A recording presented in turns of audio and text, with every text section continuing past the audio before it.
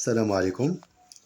معكم هشام. اليوم ان شاء الله غندير واحد الطاجين بالفرخ، اللي هو هذا الفرخ اللي هو اصلا هو قرش، ولكن فيه فصائل، فيه القارص، فيه الموش، فيه الخدم. كما شفتوا راه صيبت وقطعت الراسي. وانا من النوع اللي زي نتقدى الحوت بوحدي ونقيه الراسي كيف ما كان نوع ديال الحوت.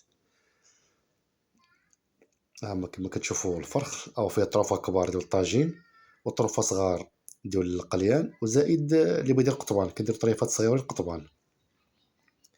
والحمد لله الطاجين المغربي راه متنوع، لان تقدر طيب فرخ بوحدو، تقدر طيبو مع خضيرات، تقدر طيبو يعني.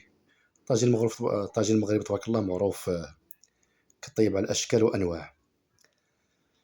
حنا اليوم ان شاء الله غنديرو الطويجين، غنفرشو لي خيزو على ود باش ما يتحرقش لنا الفرخ، لان كنطيبو بلا ما كما كتشوفوا. وكنديرو طرافي كبار ديال الفرخ،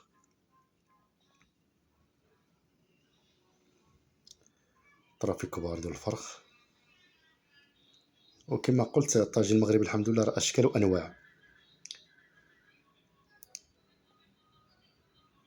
هنا الاخوان الاخوات قلت لكم كنفرش لي خيزو، وكنحاول ما امكن كنطيبوه على واحد النار هي قليله بزاف. انا كندير الخيزو باش ما يتحرقش لي داك الفرخ، لان اصلا ما كنديرش ليه الماء. كنديروا فلفله اللي مقطعه ادواور، زائد العطريه، تحميره وشويه الكمون شويه الابزار و... وخرقوم معرق او خرقوم بلدي. هنايا قزبر معدنوس، ثومه مطحونه، زائد ان شاء الله مطيشه. وهذا الطاجين كيطيب في الماء اللي كتلقوا مطيشه.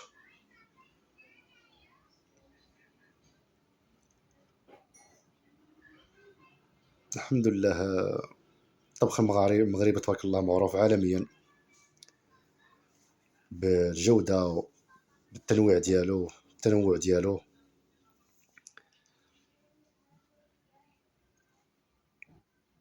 هنا كنديروا زيت بلديه، واللي ما عندوش راه كيدير زيت روميه عادي بحال بحال. وغنحاولوا نضيفوا واحد فلفله حاره، ضروري من المغاربه الفلفله حاره. ايوا اكله شهيه. الى فيديو قادم ان شاء الله.